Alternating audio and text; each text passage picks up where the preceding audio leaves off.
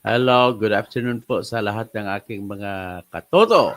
Dito naman tayo sa katotohanan. At ang ating pag-usapan ay patungkol sa mga gawain ng ating mga matataas na opisyal na may nakakaapekto sa hanapbuhay ng bawat mamamayan. So, kaya ngayon napaka-importante po ito, napakahalaga kasi lahat ng mga Pilipino ay dito po umaasa sa magiging kinabukasan ng ating bayan. At bago lahat, magpakilala po ako na ako po si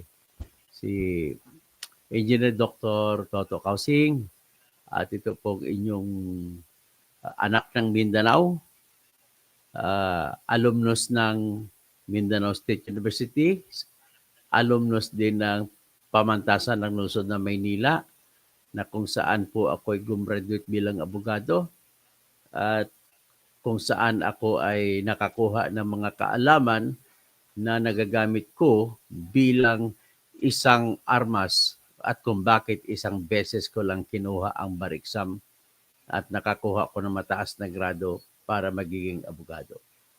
Pero okay, kasi marami pong nagtatanong sa akin, bakit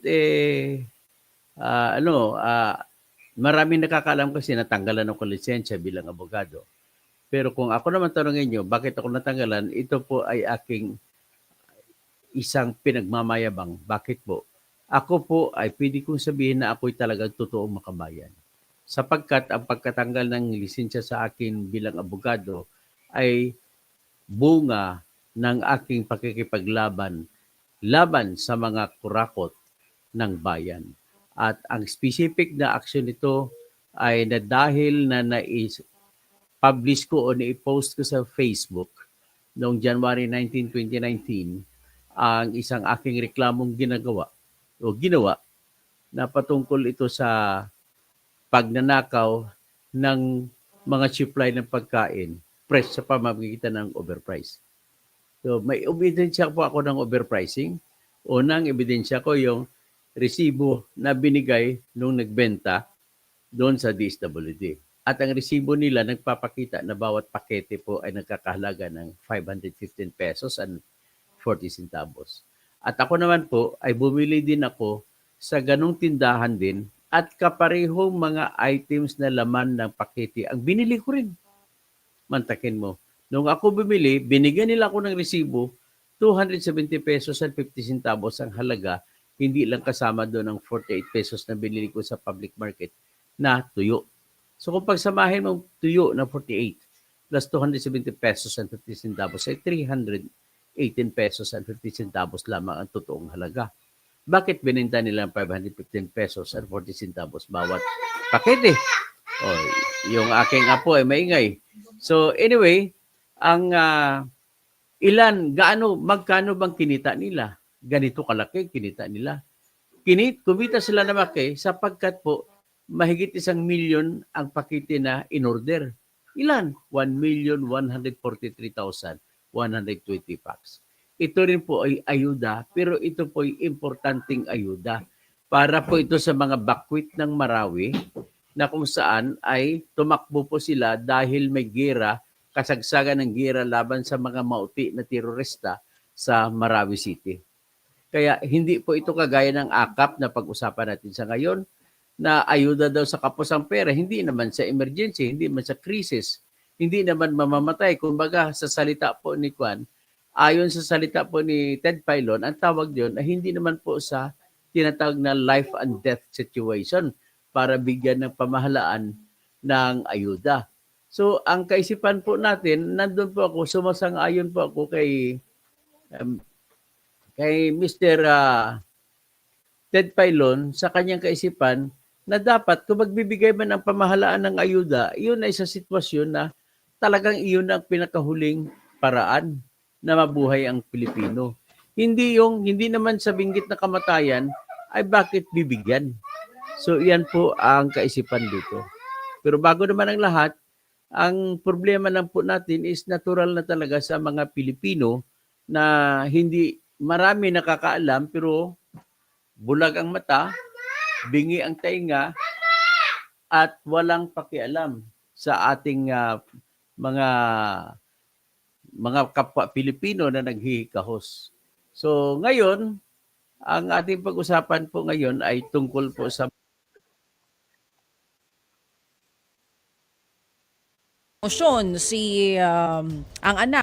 so, ito ngayon ay pag-usapan natin dito mamaya kung una yung tinanggal sa Committee on Appropriations ng House of Representatives, ito pong si Elizalde Co, na siyang nagdisenyo, siyang utak ng lahat ng ayuda. Tapos, ipinalit yung congresswoman ng Marikina. So, kumbaga, tinatawag ko po na buwaya ito si Elizalde Co. Bakit ko tinawag na buwaya? Ito po'y anak ng Bicol. Bicolanong Inchik ito. Taga-Albay. Ang kanyang pagkayaman ay nagsimula sa bilang kontraktor. Alam mo naman ng kontraktor, wala na kung lahatin ko ng kontraktor. Alam mo na, lahat naman ng kontraktor hindi makakakuha ng kontrata kung hindi magbibigay ng suhol. So, suholero yan. So, ibig sabihin, ang ugali niyan, kung naging bilyonaryo siya, marami bilyon-bilyon ng suhol ang naibigay niyan. So, kaya yumaman siya, nagsimula siya sa maliit na kontraktor. So, ang alam ko, marami siya kontrata dyan sa Romblon. May mga kausap siya dyan eh. Alam mo naman, mga politiko, nagbibigay ng proyekto, kaibiganin mo isang politiko, at basta matupad mo ang kanyang hinihingi, bibigyan ka ng kontrata. Kasi iyan po ang masama sa ating sistema. May proyekto, pero binibigyan ng kapangyarihan mismo nila yung sarili nila, mga congressman, mga senador. At kung wala pong permanent senator o di congressman na pasikreto, ay hindi mo makukuha ang kontrata. Kaya yumaman po si SunWest Corporation, si Elizalde Co. Hanggat lumaki, bilyon na nakukuha sa panahon ni Duterte po, bilyon-bilyon ang kontrata na nakuha niya. So, hindi lamang kontrata ng construction na nakuha niya. Mga flood control ang paborito ni Saldico. Kagaya rin siya kay Aurelio Dong Gonzales na sobrang kurakot ng taong yan. Akala mo malinis kung magtanong-tanong doon sa Quadcom. Pero sobrang kurap yan. Kinasuhan niya sa ombudsman. Hanggang ngayon, biro mo, according to Ben Magalong, mayor ng Baguio, ito si Aurelio Dong Gonzales, siya na yung kontraktor, siya pang congressman, siya na kontraktor. So ang SOP ng kontrata nakuha niya bilang congressman. So ano bang SOP? Komisyon.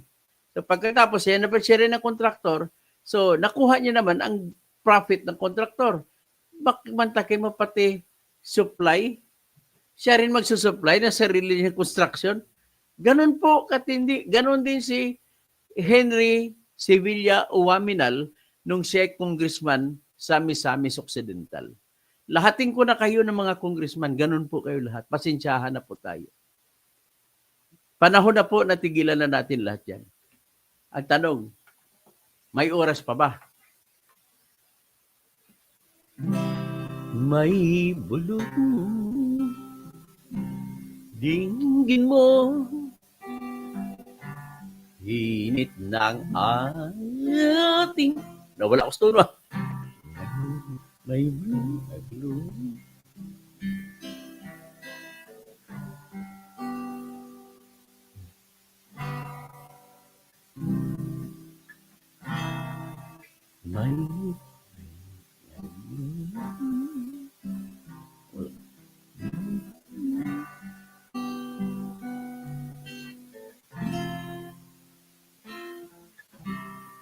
May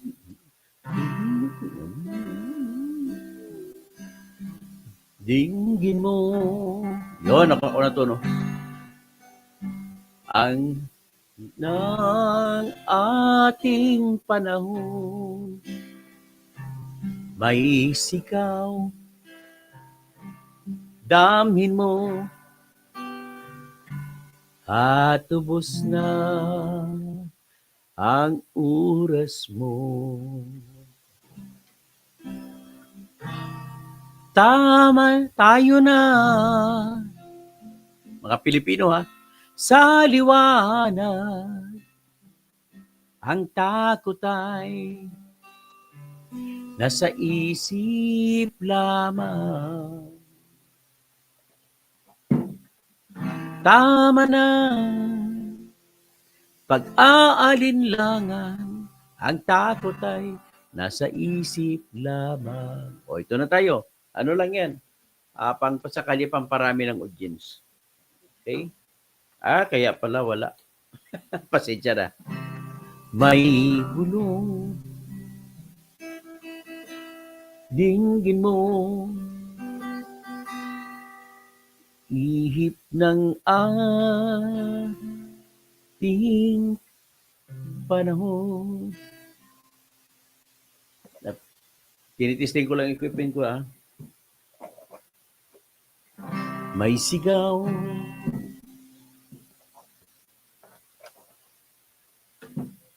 damin mo at tubos na ang oras mo. Tayo na sa liwanag, ang takot ay nasa isip lamang. Tama na ang pag-aalinlangan. Hindi narinig gitara ko. Ang takot ay nasa isip lamang. Sige, balikan na lang natin siguro mamaya.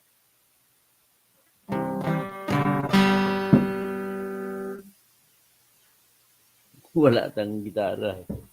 Anyway, mamaya na natin balikan yan. What is important is the topic. Itong gitara kasi ginagamit ko, Yamaha, medyo luma na. Bayad pa to sa akin ang aking kliyente na nakakulong noon. Naipanalo kong kaso niya. So anyway, ito naman. Mas bago ko magsimula para tuloy-tuloy yung usapan natin, magbati muna ko. Your game is a scam. Kurita song. Pagandahin natin niya uli. Oy, ang kapatid ko, Marinita Junit Catalonia, kausing binabati ko po yung aking tatay, si Remo Centeno Kausing, na nandyan nakikinig sa Coronadal City. So hello po sa inyo lahat dyan, kay Bambina, kay Juris, kay Matmat, kay Inday, kay Nunoy, kay kay Chingay, kay Al, kay Ann, kay board member Nicole, sa inyong lahat diyan sa Quezon City, mga pamangkin ko diyan. Si Wangwang, si Kangkang, si Anggi, si Janine, si Nen, si June. At saka sa Davao City si Dondon, si kapatid ko, tapos pamangkin ko si Boboy, tapos yung pamangkin kong isa na American speaking, an American, si Jose Michael. Okay, ito po, ginagawa ko po ay para sa inyong lahat. At siyempre, nais ko ring tawagan si Forsity Familiaran. Mabuti naman talaga. May Toto Kausing at siya most qualified sa academics. At siya rin ay lawyer. That's great. Mering, Toto Kausing, salamat po. So, Rogelio Tapado watching from Los Angeles. Teresita Sapalaran, hello Sir Toto. Eduardo Bautista, good afternoon. Dr. Engineer Kausing at Bunyog, laban lang para sa katotohanan. At your game is a scam shame, no? Sabi niya, Doc, did you already comment your opinion on the Supreme Court TR on the printing of ballot? Maganda po yun. At nagmagawa na rin ako ng motion ko na humingi ako ng TRO para sa sarili ko. Romel Bengson, good afternoon po, Dr. Engineer Toto. Kausing parang may good news po yata sa isip pinatigil yata. Napilitan sila tigil. Ang yabang kasi yung kurakot niyan si Erwin Garcia. Sa totoo lang, makinig ka, Mr. Erwin Garcia. Sobra talagang kurap ka talaga. Naniwala ako doon sa dineposito na pera sa bank account mo. Naniwala talaga ako na tumanggap ka ng 1 bilyong piso mula doon sa Miro. Litong Gomez, si Itud, The Road Crunner, Pres Perez, Maya Pabengi. So your game is a scam. Maya Pagat Panapon pa lang. Maya Pagat Panapon sa mga kabalin ko. Sino pa? So ito, pwede na tayo mag-proceed, no? Bayan, ang nangyayari kamakailan, ay resulta po ng tinatawag na prayer rally ng Iglesia ni Cristo. Maraming mga reaksyon. Reaksyon ng mga anti-Sara, reaksyon ng Makasara, reaksyon ng Pampanguluhan, at reaksyon din ng mga vloggers. Sa totoo lang, tanggalin na natin kung anong motibo sa behind. Ang resulta na lang, doon tayo tumingin. Ano ba ngayon ang naging resulta niyan? Nang dahil sa rally po, whatever is the motive behind, is that nagpakita lamang ng kahinaan ang ating mga opisyal sa bayan natin. Bakit? Sa totoo lang, tiklop kayo lahat doon. Bakit? Natatakot mo kayo sa boto na iisang boto ng Iglesia ni Cristo. Hindi po dinadaan sa marami niyan. Kami mga Katoliko, maraming mga Katoliko na mga nagsasabi, dami namin 85 million. Sagot ko naman yan, 85 million nga po tayo. Hindi naman tayo buo. So kahit kukunti ka lang, basta buo ang boto, diyan mo makikita ang doktrina ng in union there is strength. Yeah? Kahit na maliit mo sang quality ng pagsama ay matindi. Si isang boses sila kung sinong iboto, yun ang sunod nila lahat. Regardless, kahit kamag-anak mo, ang sinasabi na hindi iboto, hindi mo iboboto yan. Nasaksihan ko minsan si Kaper Silapid. Ang gusto niyang iboto sa pagkamayor sa Manila ay si Mayor Alfredo Lim. Nang dahil ang utos ng iglesia kung saan siya ay kasapi, ay si Ihirap ang iboto. Kaya bumoto sa kay Ihirap pero lumuluha siya. Sinabi sa kanya, kinumport pa siya ni Mayor Alfredo Lim. Sabi ni Mayor Lim sa kanya, huwag ka mag-alala. Kahit hindi mo ko binoto, but your heart belongs to me. Yun ang sabi sa kanya ni Alfredo Lim. Buhay pa si Alfredo Lim. We have to respect, number one, the doctrines of every religion. Kasi yan po ang pundasyon ng tinatawag sa konstitusyon na paghiwalay ng pamahalaan sa kabila at simbahan sa kabila. Pag sinabi mo simbahan, hindi Katoliko yon. Isa doon ay Katoliko. Isa doon ay Iglesia ni Cristo. Isa doon ay mga Baptist. Isa doon ay mga iba-iba klase-klaseng reliyon. Sabadista. May Mormons. Diba? May Jehovah's Witnesses. So, sa kabila, mayroong mga Muslim. Kasama din dyan sa religion. Sa kabilang banda, pamahalaan. So, yan po. Diyan mo makikita yung paggalang ayon sa konstitusyon sa relihiyon. So, dahil ganoon, ay sa totoo lang, ang suma total, kahit ano pa bang motibo, at least na-neutralize. Bakit na-neutralize?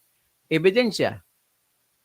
Napilitan po si Bongbong Marcos, si Lisa Araneta Marcos, si Romualdez na bitawan at pagsabihan si Elizalde Co na congressman ng Ako Bukol Party List na siyang arkitekto ng lahat ng klaseng ayuda sapagkat matindi na darama nila ang protesta ng konsensya laban sa ayuda.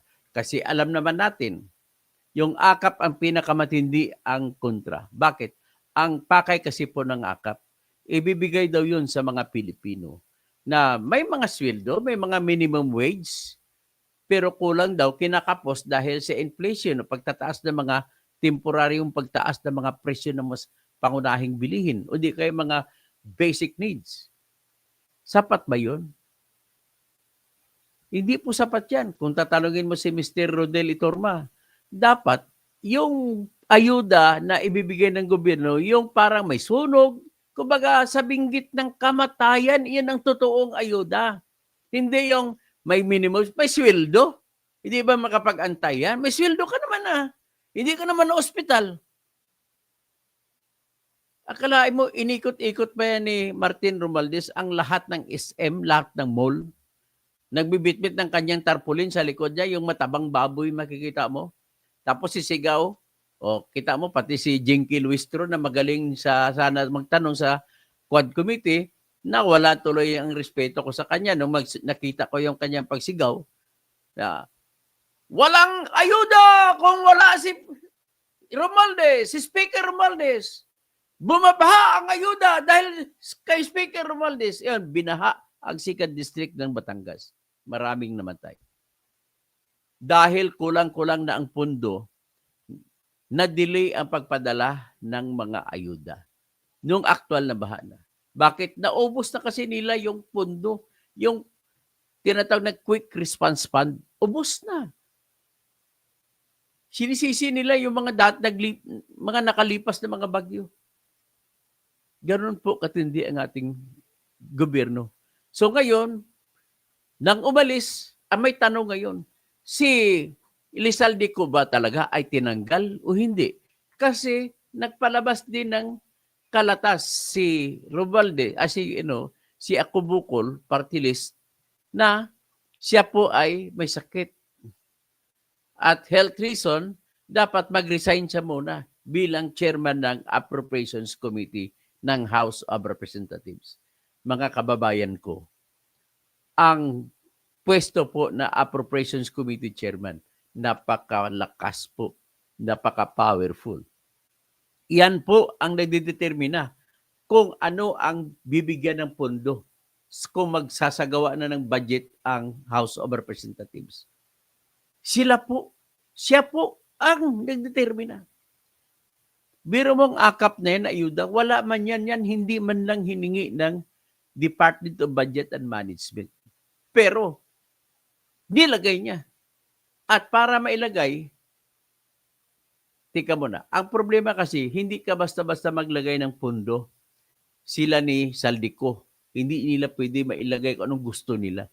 Dahil may limitasyon. Ano po yung limitasyon? Ang limitasyon po ay sinasabi sa Section 25, Article 6 ng ating konstitusyon na hindi pwede pataasan ang pera na sinasabi ng Pangulo na gagawin niyang budget para sa sunod na taon. Hanggang dyan lang ang ating gagastusin, kumbaga. Sabi niya, nung nakaraan hanggang 6.35 trillion lang ang ating gastusin, sabi ni BBM. So, ibig sabihin, kung hanggang 6.35, hindi nakasama sa budget na binigay ni Bongbong Marcos sa pamamagitan ng Department of Budget and Management na binigay niya doon sa House of Representatives ay hanggang 6.35 billion pero wala doon ang akap. So, kung ipapatong ngayon ng congressman na si Saldico at saka ni Manix Dalipi na kanyang majority leader at saka si Romualdez, saan sila kukuha ng pundo? Kasi bawal kumuha, bawal dagtungan, bawal taasan. Tandaan nyo na yan ang batas. Hindi pwede taasan. Parang pamilya lang yan. Sasabihin ng tatay sa nanay, oh, mahal, ito po yung aking pera. Sa isang buwan, itong 100,000. Bahala ka na dyan. Kung ano ang sinabi natin na pinag-usapan natin na gastusan, tuition ni Nonoy, tuition ni Toto, tuition ni Inday, tapos pandamit, pangbili, hanggang doon lang tayo. Huwag ka na muna bumili ng kotse. Ganun sabi. Kung ang asawa, magarbo, sumikrito siya sa kanyang mister, bumili na kung may mga Christian Dior na bag. Diyan mo makikita yung hinahambing ko lang sa pampamilyang usapin ang ating budget. So dahil bawal, so ang ginawa nila ni Saldico, matalino talaga ito. Basta magnanakaw, matalino. Natuso, hindi matalino sa maayos. Matalino, natuso. Ang ginawa, tinanggal ngayon ang budget para sa PhilHealth na 74.4 billion. Tak, diyan ka muna. Bakit? Kasi kailangan ko 74.4 billion dahil kailangan ko punduhan ang ayuda. O ang anong ayuda pinupunduhan nila? 39 billion para sa AKAP, ayuda sa kapos ang pera. 41 billion para sa AX. Ano yung AX? Assistance to Individuals in Crisis Situations. So, 39 plus 41, do your math, simple. 80 billion pesos. So, kulang pa 74.4. Anong ginawa nila? Binasura na naman ngayon ang 30 billion pesos na pang tuition at allowance ng mga scholars ng Pilipinas sa mga mahirap na mga scholars mula Tawi-Tawi hanggang Apari. Mga scholars ngayon, 2025, wala po kayong allowance, wala po kayong pang-tuition, kaya tigil muna kayo. Ito mga scholars na ito ay ito po yung nag-aaral sa private schools. So ang matitira na lang yung mga scholars doon sa SUCs kung tawagin, State Universities and Colleges. Sa MSU, Mindanao State University, sa UP, University of the Philippines. Yan po. Doon na lang matitira. Yung mga nag-aaral sa private schools, tigil muna kayo. Walang pera si Tatay Bongbong. Kita mo? So tinanggal nila kasi kailangan nila ilagay sa ayuda. So 30 billion dinagdag plus 74.4 billion, 104.4 billion na ang kanilang nalikom na ninakaw sa ibang pundo. Anong pag ginawa ni Lizaldico? Kasi hindi lang ayuda pala ang nasa utak ng gagong, ay pasensya ka na, hindi lamang ayuda pala sa isip niya, kundi mayroon pang flood control projects na paborito ng mga congressman. Ano yung flood control projects? Kaya mga riprapping, mga rock lighting, yung mga lahat ng ilog, tatanggalan ng graba at saka buhangin, kumbaga parang quarrying na rin. Tanggalin mo, itabi, ibigay doon sa mga nagninegosyo ng mga buhangin at saka mga bato. Ibenta mo yun doon. So, ang gagamit niyan ay kukontratahin nila, backhoe ang kukuha ng mga buhangin at saka mga bato sa mga ilog na malalaki. Ang pakay para luluwag ang ilog at para kung dumating ang bagyo, kahit na kasinlaki na ang ulan ni Undoy o nung nakaraan na si Christine, ay dadaloy lang ang tubig papunta sa dagat. Sa dagat naman lahat pumupunta ng tubig sa ilog. Eh, sabi nga ng asin lahat ng ilog sa dagat patungo. O yun.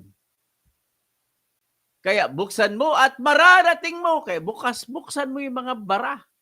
Eh hindi binubukas. Anong ginagawa ng mga congressman dyan? Paborito ninyo, magpa-picture na lamang ng backhoe. Pagtapos picture, kuha ng hukay ng ilang beses, bayad na, 100%. Ang project, 50 million. Oh. Ilang 50 million?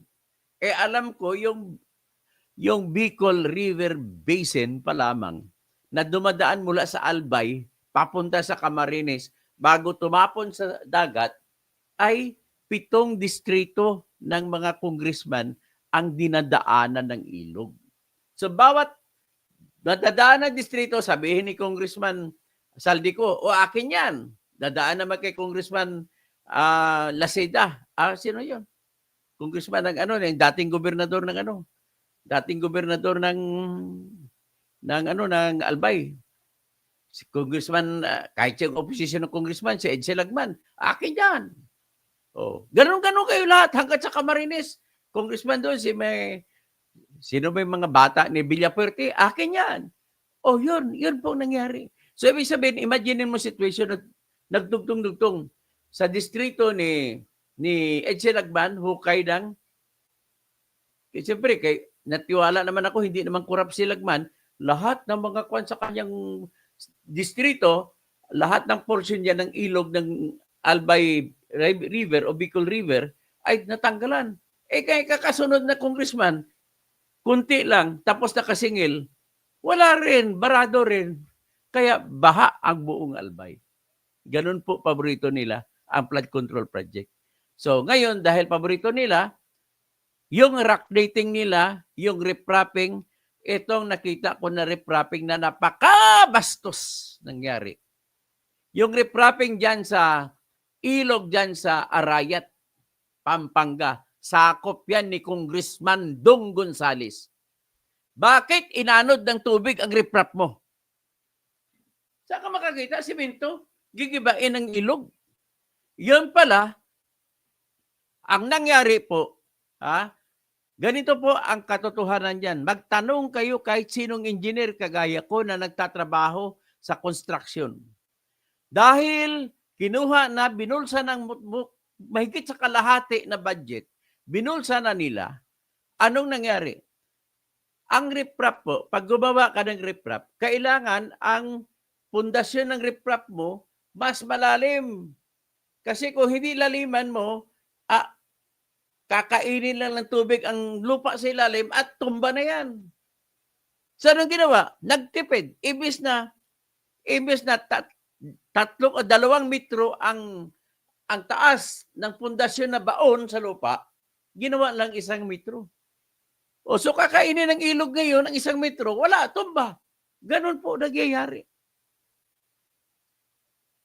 So naintindihan nyo na ngayon kung bakit madali sila kumita sa Lalo pa ngayon kung ang ilog marumi. Naku, walang auditor pupunta dyan. Walang lulusob.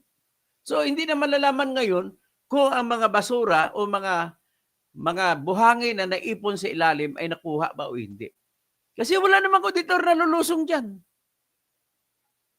Ganun po. So nilipat nila ni Ako Bukol Party List na Appropriations Committee Chairman yung budget at nilagay niya doon sa flood control. So 288 yun. So 288 plus 81, 80 na lang. So magiging 368 ang kailangan ng pundo. So ilan na nakuha nila? 74.4, wala na. 30 billion sa CHED scholars, wala na. So 104. So kinuha din ng 3 billion, mga scholars din. So 107 billion. So saan pa sila kumuha? Sa 4Ps, kinuha pa nila 50. So 157 na ang naipon nila. Saan pa sila kumuha? Sa 12 billion na budget ng DepEd. So 197 na. Saan pa sila kumuha? Sa 17 billion din na budget ng Department of Transportation, kaya hindi na matutuloy mga commuter railway, hindi na matuloy ang subway, hindi na matuloy ang mga iba-ibang proyekto. So, ilan ba? Nagkwenta ko? 197, mahigit na. Kumbaga, inabot nila, pinag-ipon-ipon ng mga pinakunang kinuha pa nilang pundo ni Sara na 1 billion, dinugtong pa doon. Kumbaga, tumang-tuwa tayo kasi si Berges Piatos ay wala namang magagamit, yun pala gagamitin sa iba. So ngayon, ilalagay sa ayuda, tanong, katotohanan ng buhay po, nililista lang nila po kung sino nakakatanggap. Ang katotohanan din ng buhay, Sandro Capid Catalonia sa Kabuling, Tantangan, maayong hapon. Ang ginagawa po nila, ito po ang katotohanan. Ililista ng pangalan, kunwari nakatanggap. Kakotsaba ang DSWD. Kaya huwag mo sabihin, Rex Gatchalian, na dahil kayo DSWD ay makasiguro kayo. Ano ngayon ang nangyari? Tandaan ninyo, may mga kliyente kami pumapasok sa amin, humihingi ng tulong taga DSWD. Ano ang problema nila?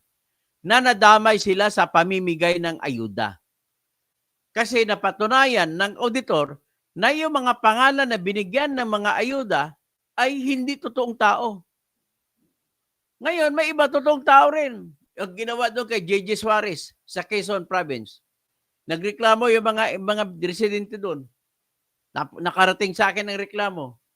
Ang mga tauhan lamang ni JJ Suarez ang kumukuha.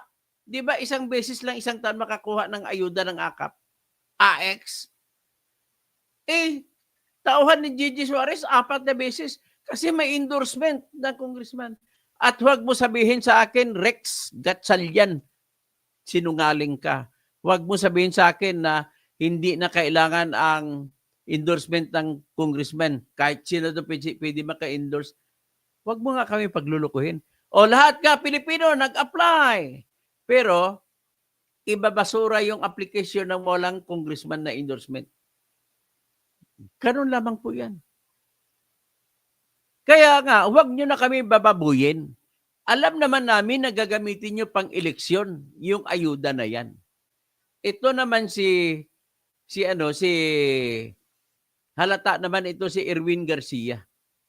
Nasa kapangyarihan niya ang pagpatigil sa paggamit ng ayuda. Pero ginawa niya, istrikto ko na pagbantay. Naku, alam mo na, Pag politiko po, hindi mo kayang bantayan. Alam mo, yung mga taksil na mister, kahit anong Jaworski na bantay ng mga misis, nakakalusot. Ito pa kaya yung mga magnanakaw? Kaya ganun po problema sa atin. So ngayon, sino pumalit kay Saldico? At ang tanong muna isettle muna natin ang tanong. Ano ba talaga totoong nangyari? Natanggal ba siya o nag-resign? Sagot, natanggal. Ano ang rason ko? Anong aking pruweba? Dahil si Sandro Marcos na anak ni BBM at Deputy Speaker siya, tumayo sa plenaryo ng House of Representatives at kinuha ang mikropono at nagsalita. I move to declare the chairmanship of the Appropriations Committee vacant. Kung sa Tagalog pa, ako ay nagpapanukala na ang upuan ng chairman ng Appropriations Committee ay ideklara na bakante. Tanong, bakit ideklara? Bakit kailangan pa ideklara? Kasi walang resignation. Kung nag-resign yan, hindi na kailangan ideklara. Kuha. Ay, pinagluloko yung bayang Pilipino eh. Ang katotohanan yan, tinanggal yan ninyo.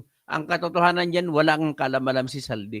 Sinabihan lang, gumawa ka ng resignation letter. Kung wala na siya, hindi na kailangan i-declare vacant, kundi mag-appoint na lang ng kapalit. Ginagawa niyong bubo Pilipino eh. Oh, naniwala naman may ibang Pilipino na participated pilot, naniwala. Yan po ang katotohanan. So ngayon, ibig sabihin, yung buaya na si Saldico ay umalis. Sino pumalit? Si Representative Stella Marie Kimbo na alligator. Bakit nasabi ko alligator? Wala pong araw yan na hindi nagsusuot ng damit na puro branded. Kung hindi Christian Dior, mga Louis Vuitton o ano-ano, lahat. Bag, katerno pa yan. Kung anong kulay ng damit, ng gown, gano'n din ang kulay ng kanyang bag. Saan ba nanggaling yan? Tinatanong kita, Congresswoman Stella Marie Kimbo, saan nanggaling ang mga branded mo na damit? Mamahal na mga yan. Tandaan mo, I just want to tell you that before you forget. The only reason why the president of South Korea was impeached is because of the small bag called Christian Dior. Ano ba nangyari sa Christian Dior na bag? Ang asawa kasi ni President Yoon ng South Korea ay sobrang banidosa. Kapag sobra kang banidosa, lahat na lang gusto mo, lahat ng mula ititirno mo pa yan, mula sapatos, pati medyas, o pati kurbata, o aking kurbata, simple-simple lang. Pati lahat. Ang hindi na lang doon branded, mata mo, ilong mo, ang ilong branded din kasi bikibelo. Putang ang iyong mga pisngi ay bikibelo din kasi lahat ng mga moles sa mukha mo tinanggal. O tapos para hindi ka mabago, para hindi ka mahalata, mag-change face ka, plastic surgery, pati ang tainga mo bawasan mo para kunwari straight. Hindi ako 'yun. O. Kasi ang unang kuha sa ilalim nagaganon-ganon pang ang tainga. Pero nang kinunalit, hindi po ako yung nagnakaw kasi ang sa akin ilong ko straight to. O hindi yan ganoon. Ay, style nyo talaga bulok. So ito ngayon. So exit.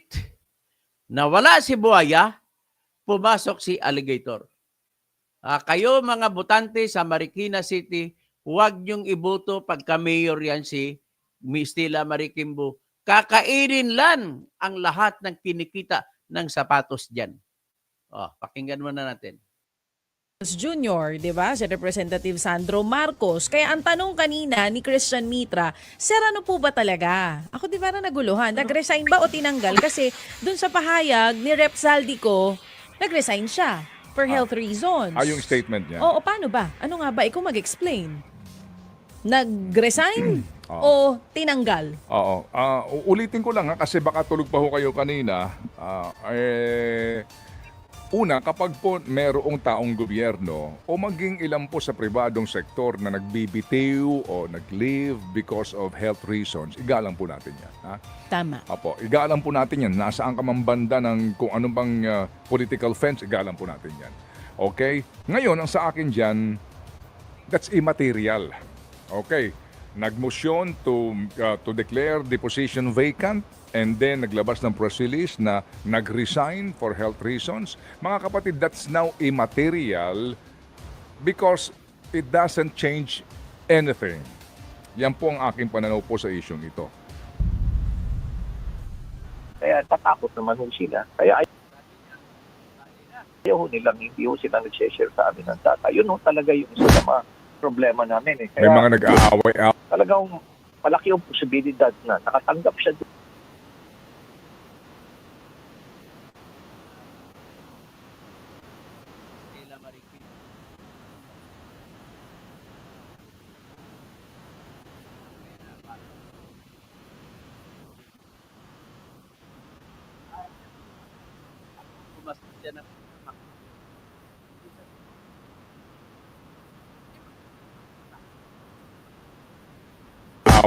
Talagang malaki yung posibilidad na nakatanggap siya doon sa kabila. Nakatanggap pa sa amin. Ganun ho yan. Kami nga ho, willing kami i-share. Data namin. Wala nang role ng politiko dapat yung pagbigay. Kaya lang ho, gustong-gusto nila. Nandun sila yung namibigay. Patapos magsasalita pa sila. Wala pa to. Wala ito sa kabila. Meron ba ito sa kabila? Thankfully na may mukha kayo doon, pangalan kayo doon during the payout. Ay, bawal po rito. Kuya Ed, wala akong EPAL dito. Bawal po. Pati sa mga project po namin, bawal po talaga lahat. Hindi ko dapat sila nagkakaroon ng utang na loob. Pera ng taong bayan. Pera ng taong bayan. Good morning po. May yung dito, kaisipan po at kung mamarapati lang po ng mga proponents nito. Pasintabi lang po. Ano po ang inyong kaisipan po at suggestion po dito sa pagpapatupad ng akap na ito at ang kanya pong kahalagahan, sa gitna po ng ilang mga programa ng gobyerno para po sa pagtulong pinansyal sa mga nangangailangan? Sabi po, Sir Ted, diretsuhan na lang po. Sa tingin ko ito pong akap fund natin, talagang election fund lang po.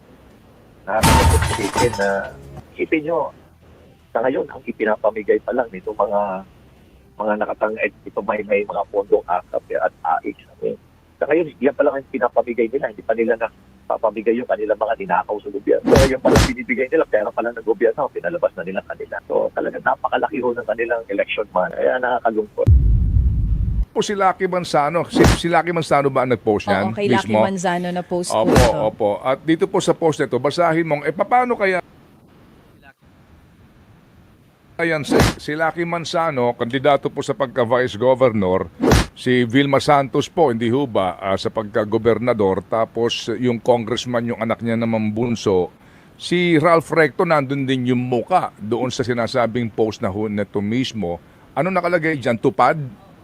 Opo. Meron pong Sino nag-post yan? Again, di ba follower ka niya? sa Instagram account okay. ni Luis Manzano na i-post. Ayan. Opo, oo. na-post niya. So, Actually, yun ngang post mismo, Sek, hindi siya tungkol sa tupad, pero sa video mismo, makikita natin yung tarpaulin, nandoon po yung nakalagay, tupad payout, together with their family picture. So, Sek Oo. Benny, ngayon na alam nyo na, sa mga ganitong Okay. pagkakataon, talagang Sige. rerekta po kayo para sabihan sila na mali yan?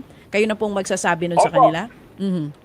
Sabihan po na, in fact, bago pa tayo nagkaroon po ng ganitong klaseng panayam o talakayan, noong nakaraang taon, ganyan na po ang direktiba eh. Okay. So, mga kababayan, ito din mas masahol. Talagang power play na ito. Ito, makikita mo, buong pamilya na kandidato. Yung nanay, yung anak na isa, at yung anak na isa. Ito, pakita natin itong masahol na video na ito. Okay. Ginawa negosyo, gobyerno. Ginagawa ng negosyo at nagpahinga yung asawa para makapwersa naman yung mga anak at may bahay. Ito, pakinggan natin ito. Galing po ito kay Ginoong Ted Pailon. Ito.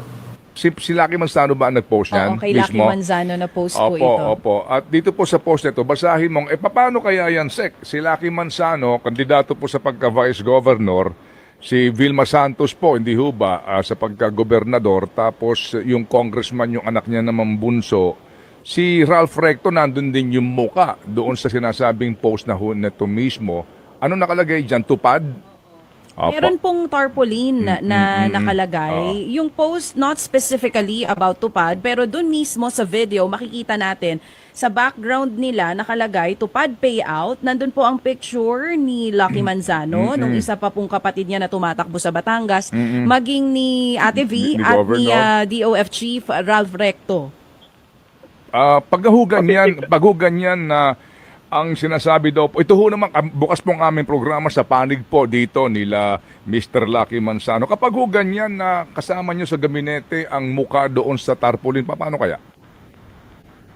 Siyempre po, siguro ang pwede pong gawin dapat ng aming mga implementors, yan po ay pagsabihan na ang payout po dapat sa tupad, dapat specifically doon lamang po sa mga beneficiaryo at kung meron po silang gawin na gustong gawin na sila ay sabihin na po natin, nagpapakilala o nangangampanya, wag po nilang gawin doon sa venue ng payout.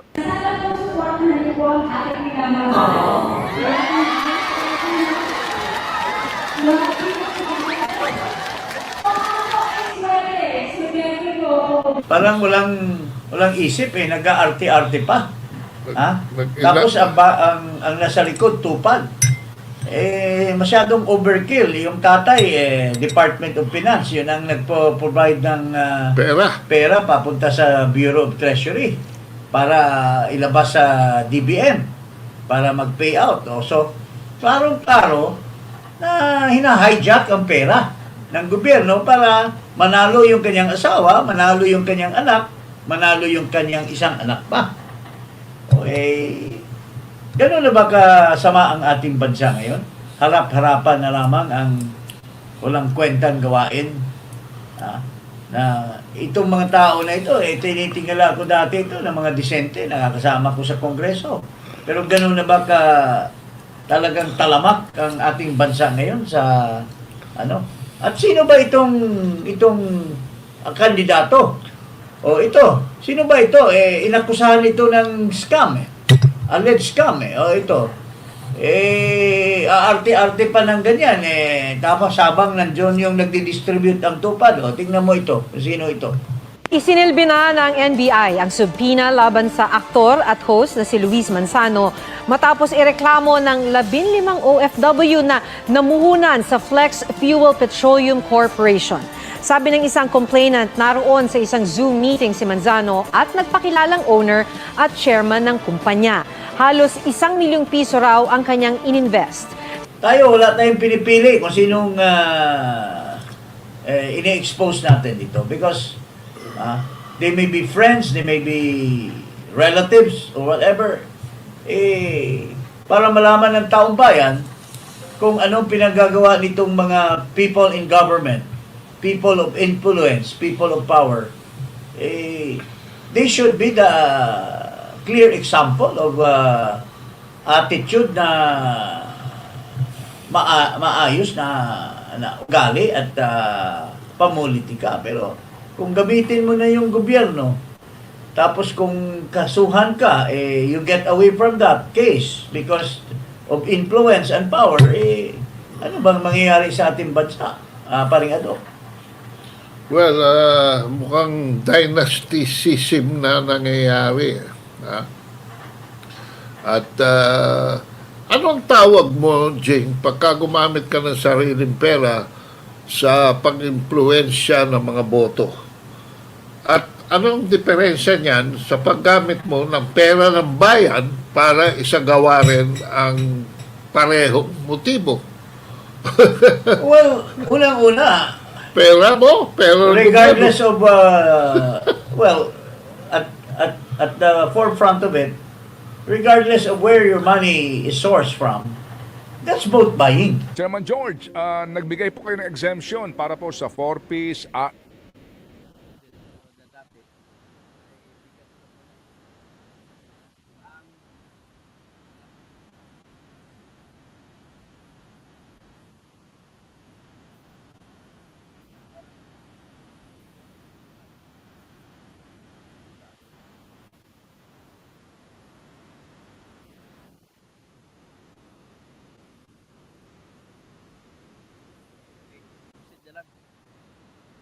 X at tupad at akap dito po sa election ban na ito. Ano pong dahilan po ninyo, Chairman?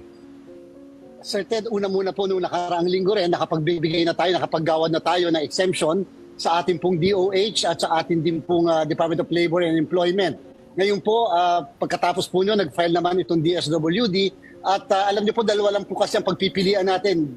Absolutely iban ang lahat ng mga ayuda ngayon darating na 45 days before the election o bigyan natin ng pagkakataon na makapamigay ng ayuda sa mga mahihirap nating kababayan pero mag-i-impose tayo ng napakamahigpit na mga restrictions o kondisyon na kinakailangan susundin ng DSWD. Sapagkat Sir Ted, Ma'am DJ Chacha, alam niyo po, sa bandang huli, ang DSWD kasi naman talaga ang magpapatupad nito at magsisigurado na ito ay hindi maaabuso ng kahit na sinong politiko, kandidato man o yung mga opisyal ng pamahalaan. So, Chairman George, kaninyo, DSWD ho naman, no? In this case nga po yung under their yung programa nila. Tupad for DOLE, right? Okay. Tama po, Sir Ted. So, meron kayong guidelines. Anong basic po dito? Ano ang bawal po, sir, dito po sa inyong pagbibigay ng exemption pero may condition? Ano po ito? Personally po, ang ating nilagay, sinulat ko handwritten. Number one, strictly kinakailangan ma-observe ng DSWD. Una, absolutely no politician o kaya naman kandidato present during the distribution ng mga ayuda in whatever form, name o kung ano man po ang designation niyan. Number two, sabi po kasi ng kalihim ng ang ating sekretary ng DSWD na meron silang ginagawa na guidelines na striktong ipapatupad ang pagdidistribute ng mga ayuda na to. Gusto po namin mag-submit sila sa amin ng guidelines na yan. At number three, dapat strictly observe ang implementasyon ng guidelines na yan, hindi lamang ng DSWD, ng personnel, officials nito, kung hindi mga partners po niya.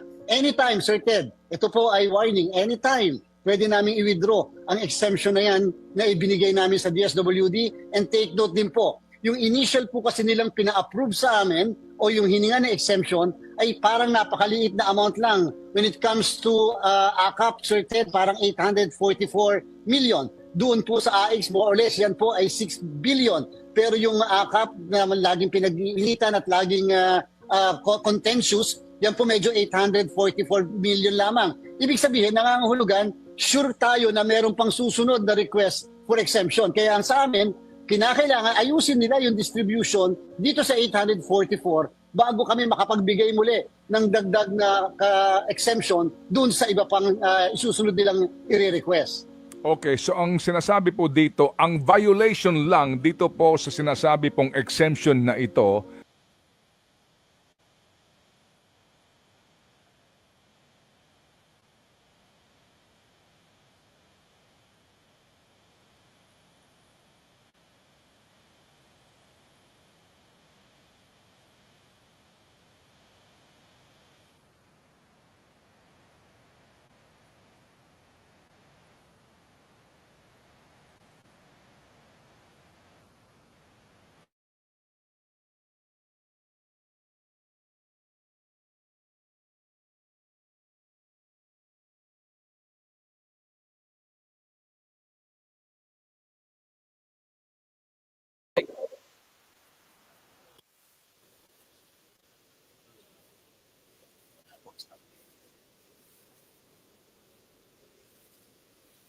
Wala sounds ko. Yun, meron na. Ayan eh, bumalik na sounds ko. So anyway, hanggang dyan lang naman po ang ating live sa ngayon. Total na i-present ako sa inyo kung anong problema dito sa ating sistema sa pamumulitika na nakapuntas yung lahat po sa tinatawag na ayuda. Sabi ng aking branch sa Alcos, Hans Alpha Cosenteta, klase ko, best friend ko sa high school, na si Mr. Engineer Junior Plaga, sabi niya, ayuda can emerge as a promising tool for reducing extreme poverty during pandemic, natural or man-made disasters, widespread economic uncertainty, and job losses. Okay, tama siya. Para doon lamang sa mga extreme urgent, extremely urgent conditions or circumstances. Hindi po yan pwede na ipamimigay mo sa taong may trabaho at may sweldo naman. Sobra-sobra naman ito. Kasi sa kagustuhan nyo makuha ang boto ng mga tao na may minimum wage earners, ay binibigay ninyo. Anong klase? Ang inyo ng habol dyan, makakuha lamang kayo ng boto. Wala naman ng iba. O, di ba? O, maupay nga kulop sa mga taga-Kalbayog, Diyos na Davilla. O, kay Dr. si Dr. Luciano Gahutos, diyan sa Katarman, Northern Samar, maupay nga kulop. So, si Kevin Gasman, shopping pa more. Sabi ni Liz, baka naman pati brief o underwear, brief at saka panty ay Louis Vuitton pa. Meron bang Louis Vuitton na panty at saka brief? Hindi ko alam kung meron, di. Pati yun, Roberto Lupia, nakabili na naman ng branded na gamit. Kevin Gasman. Tapos, may Christopher Talabocon, magandang hapon, Engineer Dr. Kausing, dapat mapasama ka sa listahan ng senatorial candidates dahil may TRO ng Supreme Court. Ano natin, i-motion natin yan. Hilo Reyes, Suarez, isa ding kurap yung mga project gumagalaw ilang tuwing may election. Ay, gano'n na nga po. Ang isa pa sa napansin ninyo, bagbagong malapit na election, gigibain ng kalsada, gagawa bagong kalsada. Alam mo, pag ako naging senador, gagawa po, mag-propose ako ipaglalaban kong batas na mula ngayon, ang lahat ng mga highway ay kailangan may mga bakal na nalaman para hindi na masisira.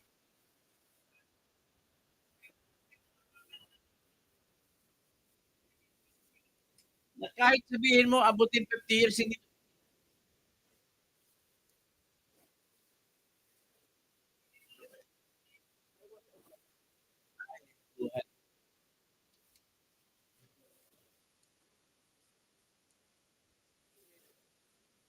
So anyway, yan lamang po ang ating masasabi sa ngayon. Si Nilo Suarez, si Suarez, sino pang iba, Marvin Rivera, lalo pa niya sa Pampanga, mga kurakot dyan. Si Bung Pinita ay hindi nga siya official ng bayan, pero ano naman siya, gambling lord. Siya ang minister ng gobernador, ang vice governor ngayon, natatakbong gobernador. Siya yung tatay ni Dennis Delta Penida na gobernador ngayon, tatakbong vice-gobernador. Mga anak niyang babae, tatakbong mayor ng Lubao, tatakbong mayor ng San Fernando City. Ay nako. Nasa inyo na yung lahat, sana all. Nasa inyo na yung sugal, nasa inyo pa yung pwesto. So Victoria sa amin sa Bicol, hindi maintindihan kung bakit kaunting ulan lang, grabe na ang baha. Kasi ang inyong mga congressman dyan sa Bicol, mahilig sa flood control, kaya laging baha. O ngayon, sinabi ko na kanina, yung flood control ay kunwari lang yung pinapakita na kinukuha, na nililinis ang ilog. Pero napapicture lang yung mga bakho dyan at maniningil na sila. So si Fe Abakahin Acuña, Dr. Toto Bonyug Kausing, Mayrim Pavilla, buong Abon Giornata mula sa Roma, Danilo Ligoro, Ligardi Ligoro, classmate ko naman din ito. So magandang hapon, classmate Senator. Olo Carpio, Cobades, Juan de la Cruz, Edmund Sevilla, Engineer Toto, ang vote buying for me is a manifestation of slave mentality. People who vote by black voting are those who have no minds of their own to decide for themselves. So ang sa akin lang, kapag may vote buying, ibig sabihin masama ang ekonomiya natin. Ganon lang po simple. Bakit? Nag-vote buying kasi maraming mahirap. Kaya ang gusto ng mga politiko natin, manatili yung mga mahirap. Kasi yan po ang kanilang bigyan ng ayuda. Kung di ayuda, bubuto na sa kanila.